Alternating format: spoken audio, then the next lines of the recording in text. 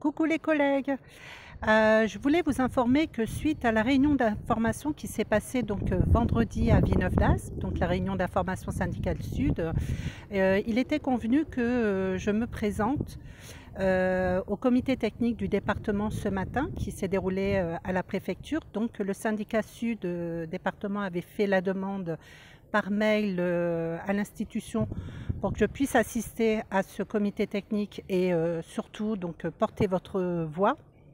Voilà, cette demande a été refusée par monsieur de Tavernier, excusez-moi, sous prétexte que je suis GIP. Donc nous avons décidé et convenu ensemble avec le syndicat Sud de porter notre parole, que vous pouvez voir donc sur la vidéo qui suit. Oui, alors je peux comprendre. Enfin, déjà, je pense qu'on n'a pas toute votre attention. Enfin, je pense qu'à un moment donné, vous avez lâché. Hein. Ça s'est vu dans vos yeux. Voilà. Oui, trop c'est trop. Mais enfin, bon, c'est pour ça que la CFDT proposait qu'on consacre plus de temps à ce dossier, qui est un dossier énorme, la MDA existe sur le papier depuis presque 4 ans. D'ailleurs, il y a un directeur qui occupe un poste qui, en vrai, n'existe pas pleinement depuis 4 ans. Un directeur qui était contre AGIP et qui est devenu agent du département entre-temps, si on ne se trompe pas. L'intérêt de l'intervention, de notre point de vue de la CFDT, c'est qu'elle a recueilli et elle porte essentiellement la parole des collègues de la DOSA. Nous, c'est un service qu'on connaît pas aussi bien. Par contre, nous sommes implantés à la MDPH depuis près de 12 ans et on connaît très bien la maison et on la connaît suffisamment pour vous dire que malgré le fait que les collègues à la MDPH sont rompus à l'exercice des réorganisations parce qu'ils en ont connu un certain nombre depuis des années, énormément pour pas dire, des petites, des grosses, la plus grosse l'année dernière étant la réorganisation appelée le phare, qui à chaque fois a construit et déconstruit la vision du travail, puisque au départ les collègues intervenaient sur des dossiers spécialisés, enfants d'un côté, adultes de l'autre, avec leur spécialisation. On leur a demandé de faire de tout au détriment de la spécialisation, et donc il y a eu une perte de compétences qui a été évoquée très largement par la collègue tout à l'heure. On les a respécialisés, on leur a demandé d'opter pour être à nouveau respécialisés, pour à nouveau maintenant remutualiser et fusionner les plateaux techniques.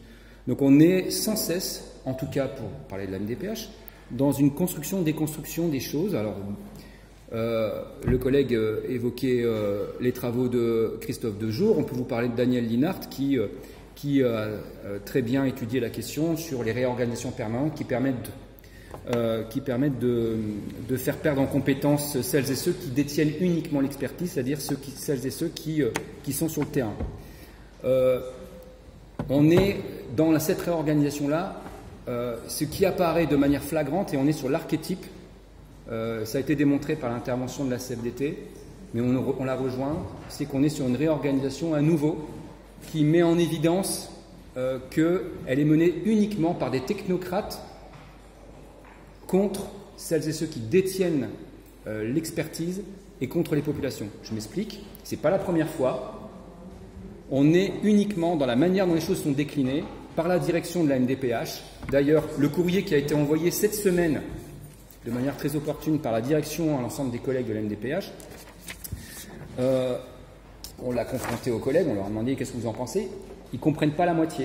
Et ils ne comprennent pas la moitié pas parce qu'ils sont babaches, mais parce que le langage dedans est un langage totalement inaccessible.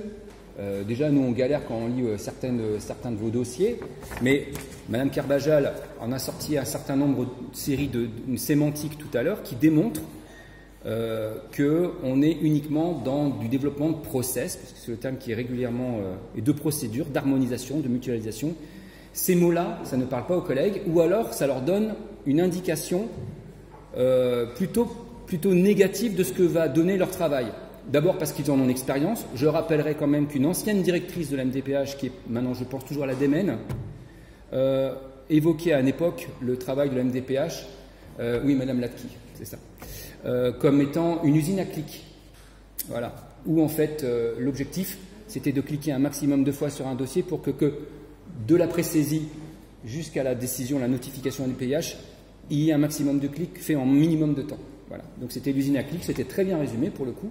Maintenant, elle fait de l'accompagnement au changement, c'est très bien. Donc on est encore dans cette logique-là qui est malheureusement, malgré le fait qu'elle a coûté énormément, à la fois aux nordistes qui sont usagers de ce service public et à la fois aux agents qui aujourd'hui voient encore une fois leurs compétences et leur service public se dégrader. Alors, concernant les ateliers, on va parler de la réorganisation d'abord. Concernant les ateliers, les collègues nous disent qu'entre la phase 1 et la phase 2, d'abord la phase 1, il y a eu un recueil d'informations assez important, il y a même eu des ateliers post-it, hein, voilà, nouvelle méthode sympa, des ateliers post-it, où les collègues ont pu déposer un certain nombre de requêtes, d'informations, de constats. Et le constat, c'est qu'entre la phase 1 et la phase 2, un certain nombre assez important d'éléments qui avaient été déposés par les collègues n'ont pas été retenus. Un exemple, si on n'en citer qu'un, c'est par exemple la question épineuse du pilotage central des VAD, visite à domicile. C'est-à-dire qu'en gros, la question c'est, pour harmoniser, il va y avoir quelqu'un ou quelques-uns ou quelques-unes qui vont décider de comment on organise les VAD sur le terrain. Donc autrement dit, c'est plus les collègues des plateaux techniques, c'est-à-dire c'est plus les équipes médico-sociales qui décident du nombre de VAD à effectuer en fonction de la personne qu'ils ont en face, de sa problématique, mais c'est centralement que les choses vont se décliner. Autre exemple qui démontre ce que c'est qu'une harmonisation selon la MDPH et selon la DOSA, c'est que récemment, une personne, une cadre à la MDPH, a été mandatée pour aller dans les équipes, et notamment ce qu'on appelle les EMS, les équipes médico-sociales, les équipes d'évaluation, pluridisciplinaires, pardon, qui regroupent les référents dossiers, d'une part, et les plateaux techniques. En gros, c'est les moments où, en fait, une fois que le dossier est là, les collègues réfléchissent et abordent techniquement la situation de la personne. Et son boulot à elle, c'était de venir enregistrer les équipes et de chronométrer le temps passé sur chaque dossier. Donc, à partir du moment où on chronomètre le temps passé à étudier un dossier, ça vise, comme l'expliquaient tout à l'heure les collègues de la CFDT, à quantifier uniquement l'activité pour mieux la rationaliser, puisque derrière, il est question de définir un temps moyen. Alors attention, hein, ce n'est pas un temps moyen pour changer une roue de secours. Hein. Non, non, c'est un temps moyen pour parler de situations et de problématiques d'usagers du service public. Le temps moyen étant a priori 13 minutes. Enfin, en tout cas, dans ces travaux, hein, de cette dame qui est payée par notre collectivité pour faire ça. Ce qu'il faut savoir, c'est qu'elle l'a fait aussi, elle a été virée de plusieurs secteurs, pour vous dire, hein, puisque les collègues se sont rendus compte, alors que ce n'était pas clair au début, ne comprenaient pas pourquoi elle était là. C'est à partir du moment où ils ont réussi à avoir les informations du pourquoi elle était là, qu'ils ont dit, mais non, il est hors de question que vous chronométriez notre activité, quoi. Nous, on mettra le temps qu'il faut, on travaille auprès des situations. Pas besoin de venir chronométrer ce temps-là. Donc, pour vous expliquer en gros quelle est l'idée sous-jacente et quel est l'intérêt derrière. Beaucoup de questions restent sans réponse malgré le courrier qui tentait de réassurer les agents, qui a été envoyé le 9 mai, donc cette semaine. Beaucoup de questions restent sans réponse. Quelles sont les équipes qui vont être centralisées ou territorialisées? Je ne sais pas. Concernant les fonctions qui vont être, les postes qui vont être transformés, puisqu'il y aura un certain nombre de postes qui risquent d'être transformés. À quelle ampleur vont-ils être transformés? Est-ce que c'est comme on a vécu, parce qu'on a vécu ça nous ici en 2016, hein, quand des postes étaient reconfigurés à hauteur de 50%, il fallait recandidater dessus.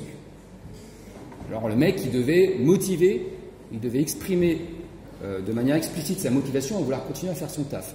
Voilà. Donc jury, tout le bordel, enfin voilà. En même temps, pas mal de collègues qui sont mis sur le carreau. Et là, ce qui a été annoncé aux collègues, et ce qui les inquiète, c'est qu'il n'y aura pas de bourse à l'emploi. La bourse à l'emploi, à sa limite, hein, nous, on n'y est pas forcément très favorable parce que ça reste quand même une illusion. Néanmoins, ça permet de mettre un minimum de transparence sur la question de qu'est-ce que je fais aujourd'hui, qu'est-ce que je pourrais faire demain. Donc là, aujourd'hui, disent les collègues, l'analyse qu'ils portent, c'est que s'il n'y a pas de bourse à l'emploi, ça veut dire que tout sera décidé ailleurs. si je reste sur mon poste ou si je vais devoir aller ailleurs, tout se décidera ailleurs. Et donc, il y a la question sous-jacente des mobilités contraintes, dans l'intérêt du service, bien entendu. Les postes et contenus des missions des référents dossiers et des plateaux techniques sont complètement flous, et les collègues nous disent, alors juste pour vous préciser que la semaine dernière, nous avons fait une AG à la MDPH, avec des collègues qui ont participé, qui nous ont fait, donc on avait mandaté une collègue là, pour qu'elle puisse vous en parler en direct. Hein, vous savez, une agent de la MDPH qui est par ailleurs déléguée syndicale Sud. Vous avez refusé. Petite parenthèse, on vous le redit, on condamne votre position totalement unique, d'autant que, ça a été dit, les contrats GIP, la direction de la MDPH est trustée par les agents du département. Il y a quasiment, les agents GIP ne correspondent plus qu'à un tiers des effectifs de la direction.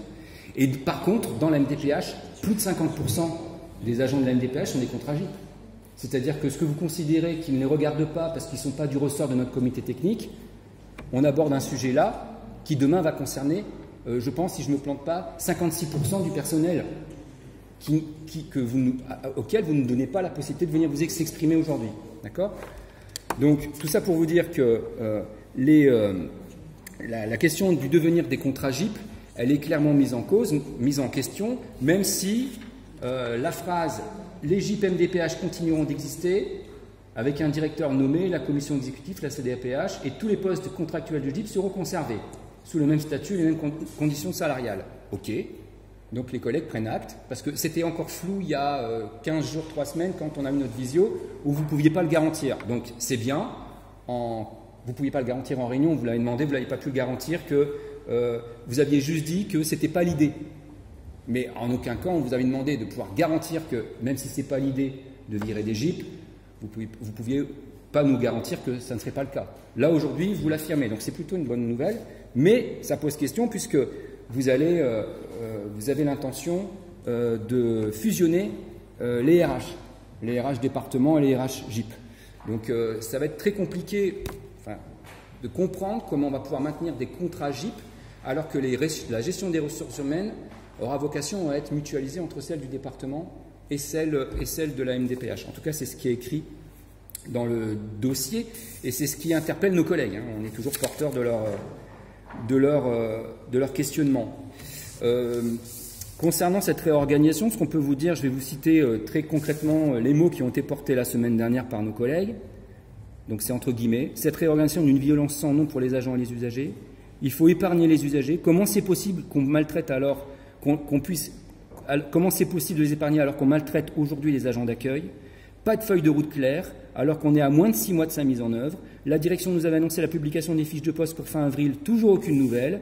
Alors qu'on a un cadre d'intervention très précis défini par la CNSA, rien n'est clair dans son application demain à la MDPH, etc. etc., etc. C'est un petit florilège de ce que j'ai pu noter, de ce que disaient les collègues, et qui nous ont demandé de vous restituer aujourd'hui.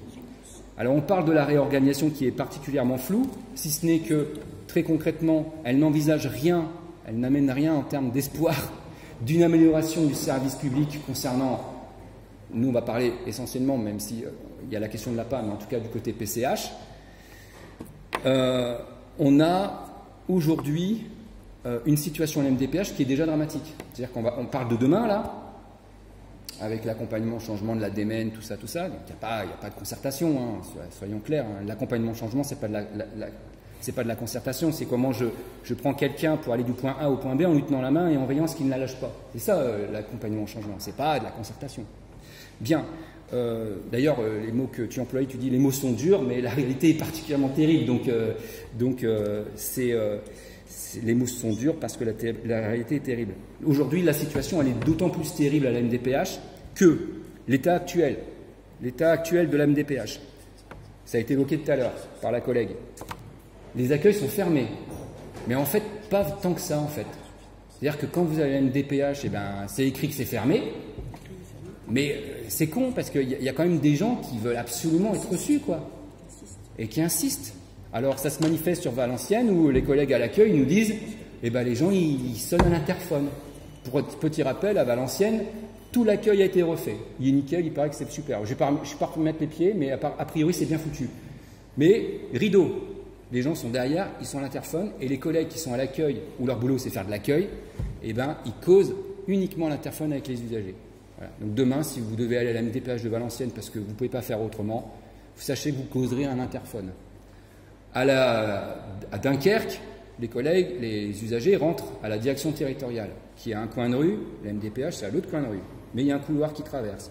Sauf que à la DT, la consigne c'est non, il n'y a personne qui doit aller à la MDPH, ce qui fait que les gens se baladent sur le trottoir en essayant de rentrer de l'autre côté, et je peux vous dire que c'est vachement dur de rentrer de l'autre côté, parce qu'il n'y a personne. Donc on est obligé de taper au carreau, tout ça, etc. Donc ça c'est pour Dunkerque. Et alors pour Villeneuve, quand vous arrivez devant la MDPH de Villeneuve, il y a l'immense grille qui est fermée, où c'est marqué accueil fermé, mais c'est con, des fois la grille elle s'ouvre parce qu'il y a des gens qui vont travailler, et donc il y a des gens qui se faufilent et qui arrivent à aller jusqu'à l'entrée de la MDPH avec insistance, parce qu'ils ont besoin de rencontrer des gens pour parler de leur dossier ou pour aller chercher un dossier, etc., etc. Vous savez comment la direction appelle cet accueil-là? La direction appelle ça l'accueil résiduel. Résiduel. Voilà. Donc, l'accueil résiduel, c'est quand même en moyenne 80 personnes par semaine. 80 personnes par semaine, en moyenne. Ce qui est 800 par mois, 800 par mois selon Madame Carvajal, d'ailleurs à La Réunion. Donc on est sur un accueil résiduel qui est celui-là, qui est aujourd'hui assuré par une équipe accueil qui existe toujours, mais qui a été amputée de 50%. Elle a été amputée de 50% de son effectif. Et cette équipe accueil, qui hier accueillait le tout venant avec confidentialité, parce qu'ils étaient 3 à l'accueil à Villeneuve-d'Ascq, avec des box d'accueil, c'est-à-dire qu'on pouvait recevoir les gens, les écouter au calme, sans que tout le monde entende. Aujourd'hui, ça se fait soit sur le parking, soit dans le sas entre les portes, soit au mieux devant la borne d'accueil, où la collègue, elle doit quand même continuer à mettre des petites barres pour dire qui c'est qui est venu, pourquoi il est venu, etc. etc. Statistique, hein, important. Puisqu'il y a un statisticien, vous savez, à l'MDPH, il y a un statisticien, c'est important. Donc, on a aujourd'hui, concernant l'accueil, donc là, quand les collègues de l'accueil viennent vous voir en disant « mais nous, d'abord, on a l'impression de faire du travail de merde », pas trop dire qu'ils exagèrent pour le coup, ils font du travail de merde, et en plus, on est totalement débordé parce qu'on continue à recevoir plein de gens tout en disant qu'en fait, en vrai, on n'en reçoit pas, mais on en reçoit, et on est moins nombreux pour le faire. Ça, c'est la situation aujourd'hui à NDPH. Donc, je ne reviens pas sur le fait que, en termes d'exemplarité de service public vis-à-vis des personnes en situation de handicap, faudra sortir des slogans. Hein. Concernant toujours l'accueil, les relais autonomie. Les relais autonomie devaient être mis en place. Ils sont mis en place à certains endroits, mais avec des collègues, et on les connaît, hein, c'est des collègues de chez nous, qui sont formés sur le tas, à la va-vite, et qui ne sont pas en capacité, tous et toutes, aujourd'hui, de répondre à toutes les problématiques qui concernent l'autonomie, et notamment sur le volet PCH. Donc qu'est-ce qui se passe? C'est que vous avez des gens qui vont en relais autonomie, qui ont la collègue qui est chargée du relais autonomie en face, et la collègue du relais autonomie, elle appelle la plateforme technique de la MDA pour avoir l'information, et les mises en attente qui essaient de renvoyer, enfin bon bref, voilà comment ça se passe. Ou alors, la collègue du relais autonomie, qu'est-ce qu'elle fait? Eh bien, elle renvoie l'usager vers Villeneuve-d'Ascq, où la grille est fermée. Voilà. Donc, l'accueil résiduel, c'est aussi des gens qui sont renvoyés par les relais autonomie qui sont censés être opérationnels, ou tout au moins en situation de bientôt l'être, quoi. On en est très très loin. Donc là, pareil, indépendamment de la violence qui est infligée aux usagers, il y a une souffrance qui est très présente chez les collègues qui, si la MDPH conserve encore une âme de service public, elle n'est à mettre uniquement et exclusivement sur le compte de celles et ceux qui font le vrai travail de terrain, pas de la direction. Par exemple, je vous redis, l'équipe de E2AD. L'équipe de E2AD, c'est l'équipe qui est chargée de l'enregistrement de la pré-saisie. Elle a été aussi réduite en termes d'effectifs. Et aujourd'hui, pourtant, on lui demande d'en faire plus. Avant, pour saisir et enregistrer un dossier, on en confiait, parce que tout est, vous avez compris, hein, tout est standardisé, hein, c'est 25 dossiers par agent. Ça, c'était hier. Mais compte tenu du fait qu'à 1 mois et demi des vacances, on a 4000 dossiers en souffrance, 4000 dossiers en souffrance, on leur demande d'en faire 40 aujourd'hui.